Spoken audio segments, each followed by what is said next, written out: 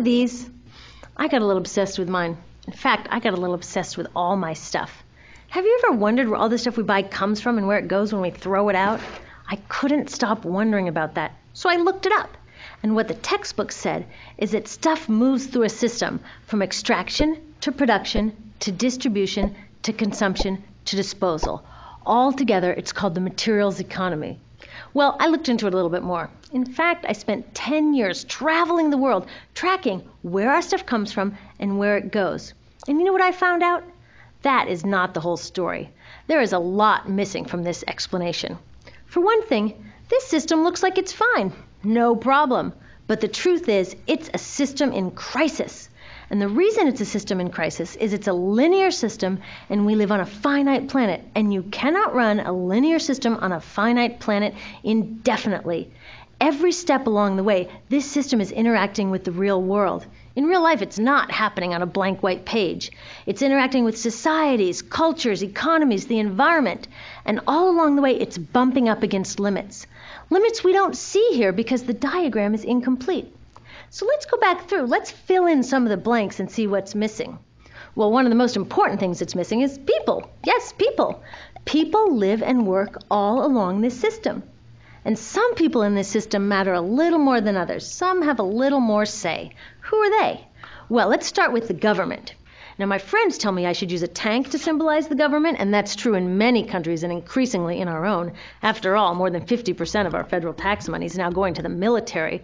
But I'm using a person to symbolize the government because I hold true to the vision and values the government should be of the people, by the people, for the people. It's the government's job to watch out for us, to take care of us. That's their job. Then along came the corporation. Now, the reason the corporation looks bigger than the government is that the corporation is bigger than the government. Of the 100 largest economies on Earth now, 51 are corporations. And as the corporation has grown in size and power, we've seen a little change in the government where they're a little more concerned in making sure everything's working out for those guys than for us. Okay, so let's see what else is missing from this picture. We'll start with extraction, which is a fancy word for natural resource exploitation, which is a fancy word for trashing the planet. What this looks like is we chop down the trees, we blow up mountains to get the metals inside, we use up all the water, and we wipe out the animals. So here we are running up against our first limit. We are running out of resources. We are using too much stuff. Now, I know this can be hard to hear, but it's the truth, so we've got to deal with it. In the past 3 decades alone, 1/3 of the planet's natural resource space has been consumed. Gone. We are cutting and mining and hauling and trashing the place so fast that we're undermining the planet's very ability for people to live here. Where I live, in the United States, we have less than 4% of our original forests left. 40% of the waterways have become undrinkable. And our problem is not just that we're using too much stuff, but we're using more than our share. We have 5% of the world's population, but we're using 30% of the world's resources and creating 30% of the world's waste. If everybody consumed at U.S. rates, we would need 3 to 5 planets. And you know what? We've only got 1. So my country's response to this limitation is simply to go take somebody else's. This is the third world, which some would say is another word for our stuff that somehow got on somebody else's land. So what does that look like? The same thing, trashing the place. 75% of global fisheries now are fished at or beyond capacity. 80% of the planet's original forests are gone. In the Amazon alone, we're losing 2,000 trees a minute. That is 7 football fields a minute. And what about the people who live here? Well, according to these guys, they don't own these resources, even if they've been living there for generations. They don't own the means of production, and they're not buying a lot of stuff. And in this system, if you don't own or buy a lot of stuff, you don't have value. So next, the materials move to production. And what happens there is we use energy to mix toxic chemicals in with the natural resources to make toxic contaminated products. There are over 100,000 synthetic chemicals in use in commerce today. Only a handful of them have even been tested for health impacts, and none have been tested for synergistic health impacts. That means when they interact with all the other chemicals we're exposed to every day. So we don't know the full impact on health and the environment of all these toxic chemicals, but we do know one thing. Toxics in, toxics out. As long as we keep putting toxics into our industrial production systems, we're going to keep getting toxics in the stuff that we bring into our homes and workplaces and schools, and our bodies.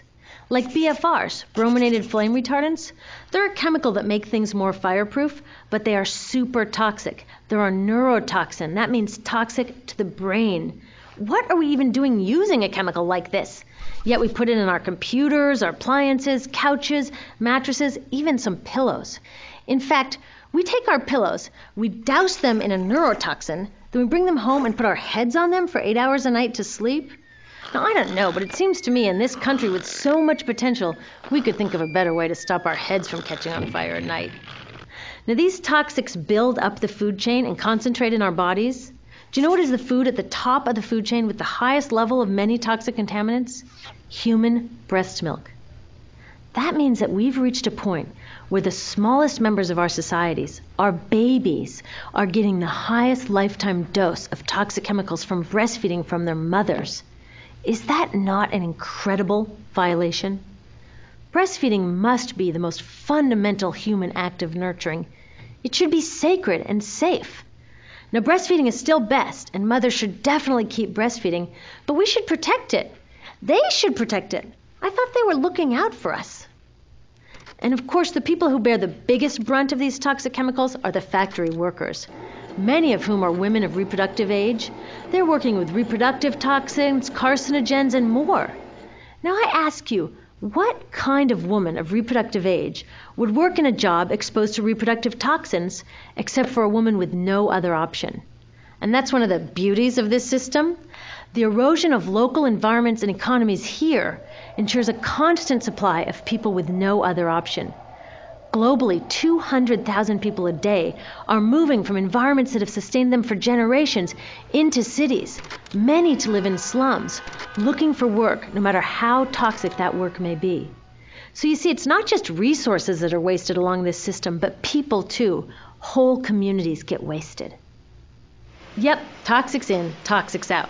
A lot of the toxics leave the factories in products, but even more leave as byproducts or pollution. And it's a lot of pollution. In the U.S., our industry admits to releasing over 4 billion pounds of toxic chemicals a year. And it's probably a lot more because that's only what they admit. So that's another limit because yuck, who wants to look at and smell 4 billion pounds of toxic chemicals a year? So what do? Move the dirty factories overseas, pollute someone else's land. But surprise, a lot of that pollution is coming right back at us, carried by wind currents. So what happens after all these natural resources are turned into products? Well, it moves here for distribution. Now, distribution means selling all the toxic contaminated junk as quickly as possible. The goal here is to keep the prices down, keep the people buying, and keep the inventory moving. How do they keep the prices down? Well, they don't pay the store workers very much, and they skimp on health insurance every time they can. It's all about externalizing the costs. What that means is that the real costs of making stuff aren't captured in the price. In other words, we aren't paying for the stuff we buy. I was thinking about this the other day. I was walking to work and I wanted to listen to the news, so I popped into a Radio Shack to buy a radio. I found this cute little green radio for $4.99. I was standing there in line to buy this thing, and I was thinking, how could $4.99 possibly capture the cost of making this radio and getting it into my hands? The metal was probably mined in South Africa. The petroleum was probably drilled in Iraq. The plastics were probably produced in China. And maybe the whole thing was assembled by some 15-year-old in a maquiladora in Mexico. $4.99 wouldn't even pay the rent for the shelf space it occupied until I came along, let alone part of the staff guy's salary who helped me pick it out, or the multiple ocean cruises and truck rides pieces of this radio went on. That's how I realized I didn't pay for the radio. So who did pay? Well, these people paid with the loss of their natural resource space. These people paid with the loss of their clean air, with increasing asthma and cancer rates. Kids in the Congo paid with their future. 30% of the kids in part of the Congo have dropped out of school to mine coltan, a metal we need for our cheap and disposable electronics. These people even paid by having to cover their own health insurance. All along this system, people pitched in so I could get this radio for $4.99. And none of these contributions are recorded in any accounts book. That's what I mean by the company owners externalize the true costs of production. And that brings us to the golden arrow of consumption. This is the heart of the system, the engine that drives it. It is so important that protecting this arrow has become the top priority for both of these guys. That's why after 9/11, when our country was in shock, and President Bush could have suggested any number of appropriate things, to grieve, to pray, to hope. No, he said to shop. To shop! We have become a nation of consumers. Our primary identity has become that of being consumers, not mothers, teachers, farmers, but consumers. The primary way that our value is measured and demonstrated is by how much we contribute to this arrow, how much we consume. And do we? We shop and shop and shop, keep the materials flowing, and flow they do. Guess what percentage of total materials flow through this system is still in product or use 6 months after their date of sale in North America? 50%? 20? No, 1%. 1. In other words, 99% of the stuff we harvest, mine, process, transport, 99% of the stuff we run through this system is trashed within 6 months. Now, how can we run a planet with that level of materials throughput? It wasn't always like this. The average U.S. person now consumes twice as much as they did 50 years ago. Ask your grandma. In her day, stewardship and resourcefulness and thrift were valued. So how did this happen? Well, it didn't just happen. It was designed. Shortly after World War II, these guys were figuring out how to ramp up the economy. Retailing analyst Victor Lebow articulated the solution that's become the norm for the whole system. He said, our enormously productive economy demands that we make consumption our way of life, that we convert the buying and use of goods into rituals, that we seek our spiritual satisfaction, our ego satisfaction in consumption. We need things consumed, burned up, replaced, and discarded at an ever-accelerating rate. President Eisenhower's Council of Economic Advisors chairman said that the American economy's ultimate purpose is to produce more consumer goods. More consumer goods? Our ultimate purpose? Not provide health care or education or safe transportation or sustainability or justice? Consumer goods? How did they get us to jump on board this program so enthusiastically? Well, 2 of their most effective strategies are planned obsolescence and perceived obsolescence. Planned obsolescence is another word for designed for the dump. It means they actually make stuff to be useless as quickly as possible, so we'll chuck it and buy a new one. It's obvious with things like plastic bags and coffee cups, but now it's even big stuff. Mops, DVDs, cameras, barbecues even, everything. Even computers. Have you noticed that when you buy a computer now, the technology is changing so fast that in just a couple of years, it's actually an impediment to communication? I was curious about this, so I opened up a big desktop computer to see what was inside. And I found out that the piece that changes each year is just a tiny little piece in the corner. But you can't just change that one piece because each new version is a different shape. So you got to chuck the whole thing and buy a new one. So I was reading industrial design journals from the 1950s when planned obsolescence was really catching on. These designers are so open about it. They actually discuss how fast can they make stuff break that still leaves the consumer having enough faith in the product to go out and buy another one. It was so intentional. But stuff cannot break fast enough to keep this arrow afloat. So there's also perceived obsolescence. Now, perceived obsolescence convinces us to throw away stuff that is still perfectly useful. How do they do that? Well, they change the way the stuff looks. So if you bought your stuff a couple of years ago, everyone can tell that you haven't contributed to this arrow recently.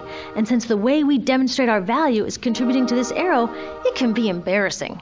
Like, I've had the same fat white computer monitor on my desk for 5 years. My coworker just got a new computer. She has a flat, shiny, sleek monitor. It matches her computer, it matches her phone, even her pen stand. She looks like she's driving in Spaceship Central, and I look like I've got a washing machine on my desk. Fashion is another prime example of this. Have you ever wondered why women's shoe heels go from fat one year to skinny the next to fat to skinny? It's not because there's some debate about which heel structure is the most healthy for women's feet. It's because wearing fat heels in a skinny heel year shows everybody that you haven't contributed to that arrow as recently, so you're not as valuable as that person in skinny heels next to you, or more likely in some ad. It's to keep us buying new shoes. Advertisements and media in general plays a big role in this. Each of us in the U.S. is targeted with over 3,000 advertisements a day. We see more advertisements in 1 year than people 50 years ago saw in a lifetime. And if you think about it, what's the point of an ad except to make us unhappy with what we have? So 3,000 times a day, we're told our hair is wrong, our skin is wrong, our clothes are wrong, our furniture is wrong, our car is wrong. We are wrong, but it can all be made right if we just go shopping. Media also helps by hiding all of this and all of this. So the only part of the materials economy we see is the shopping. The extraction, production, and disposal all happens outside of our field of vision. So in the U.S., we have more stuff than ever before, but polls show that our national happiness is actually declining. Our national happiness peaked in the 1950s, the same time that this consumption mania exploded. Interesting coincidence. I think I know why. We have more stuff, but we have less time for the things that really make us happy. Friends, family, leisure time. We're working harder than ever. Some analysts say we have less leisure time than any time since feudal society. And do you know what the two main activities are that we do with the scant leisure time we have? Watch TV and shop. In the U.S., we spend 3 to 4 times as many hours shopping as our counterparts in Europe do.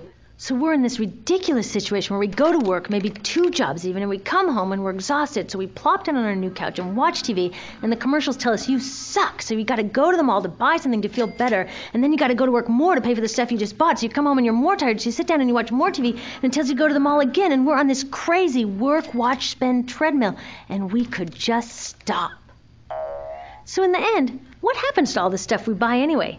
At this rate of consumption, it can't fit into our houses, even though the average house size has doubled in this country since the 1970s. It all goes out in the garbage. And that brings us to disposal. This is the part of the materials economy we all know the most because we have to haul the junk out to the curb ourselves. Each of us in the United States makes 4.5 pounds of garbage a day. That's twice what we each made 30 years ago. All of this garbage either gets dumped in a landfill, which is just a big hole in the ground, or if you're really unlucky, first it's burned in an incinerator and then dumped in the landfill. Either way, they both pollute the air, land, water, and don't forget, change the climate. Incineration is really bad. Remember those toxics back in the production stage? Well, burning the garbage releases the toxics up into the air. Even worse, it makes new super toxics, like dioxin. Dioxin is the most toxic man-made substance known to science, and incinerators are the #1 source of dioxin. That means that we could stop the #1 source of the most toxic man-made substance known just by stopping burning the trash. We could stop it today. Now, some companies don't want to deal with building landfills and incinerators here, so they just export the disposal too. What about recycling? Does recycling help? Yes, recycling helps.